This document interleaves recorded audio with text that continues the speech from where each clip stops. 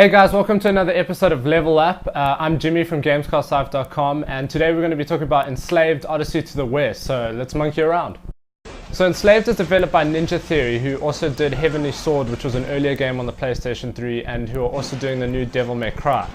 But anyway, Enslaved is a third-person action-adventure. You take control of a character called Monkey, who escapes a slave ship along with another female character called Trip. Now Trip needs to get her way back across this post-apocalyptic America, but she needs Monkey's help. So she enslaves Monkey with a headband that gains her power to make him do what she wants, and so she can control him.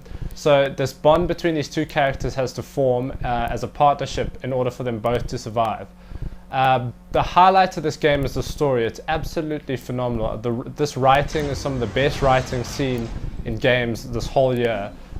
It's not focused heavily on an overall plot, but more about the interaction between these two characters, and that's what gives it so much emphasis and so much power. And the cutscenes are directed by Andy Serkis, who everyone knows from Lord of the Rings. He did motion capture for Gollum, and he also does the motion capture and the voice work for Monkey. So there's a lot of high-class talent working on the game, and the cutscenes really did come out phenomenally. It's got a very cinematic feel, so the writing is absolutely phenomenal, and the story is worth playing the whole game for. That's a definite highlight. So Enslaved is a third-person action-adventure, but it's got elements of platforming, combat, as well as using Trip as a partner. So basically the combat is bit button mashy, but you have a few combos, light and heavy attacks. It does start off pretty simplistic, and it does feel a little bit repetitive as you go through enemies, but the strategy does change a little bit up as other mechs are introduced, which are the common enemies. These mechs, some of them have defaults in them which are indicated, or they have shields, so you have to change up your tactics and your attacks in order to defeat them. So it's not so straightforward. So the combat, although it is slightly simplistic, it does have a bit of technicality to it, and it does give it a bit of depth. In terms of the platforming and the traversing throughout the game, to put it simply, it's very, very good. It's extremely fluid. Monkey looks great doing it. There's great animations. Everything about it is very organic. He moves from place to place very quick. It's almost like Uncharted, but a much quicker pace. The only problem with the platforming is that it does feel a little bit automatic sometimes. It doesn't. A game like Prince of Persia has the illusion that you can do, although it is slightly linear, you can go in your own direction, and there's also a sense of danger. You could always miss a jump. The problem with Enslaved, although the platforming is great, you never have the chance to miss a jump. You never have that sense of danger because you can't actually fall.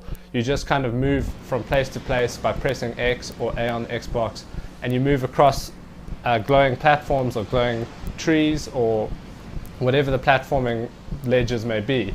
So that's the only problem with it. It is good, but it does feel a little bit autonomous, and it kind of moves on its own. But it's a lot of fun, and there are great thrills during the platforming and cinematic moments. So it's definitely up there with the Prince of Persias and the Uncharted of the world. In terms of visuals, Enslaved is a very good looking game. It's running on the Unreal Engine.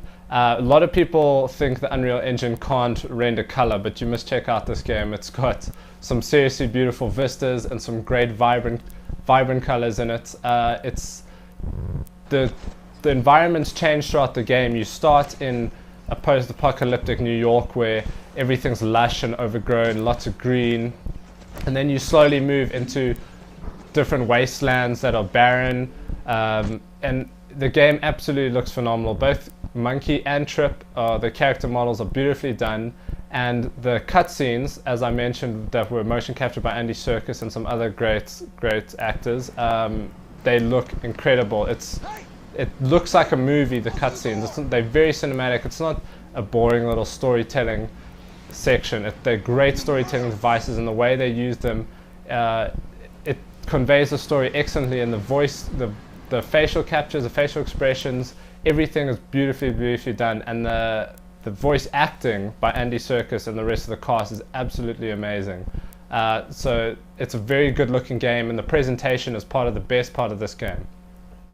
So to round it off, Enslaved is one of those games that sadly might be overlooked this year, but if you have any interest in it, do not even hesitate to check it out. If you're a fan of platformers like Prince of Persia or Uncharted, it's got that touch, it's got that feel, it's got that flavor, so definitely check it out, and it's got one of the best written stories of the year. Enslaved is definitely a game that we're very, very happy came out, and we hope to see more of it in the future. So thanks guys for checking out another episode of Level Up. Next week we'll have some more games for you that we're going to chat about. Maybe have some guests on the show, some exciting new things. So keep watching and head over to gamescastlive.com to check out some other stuff. Cool guys.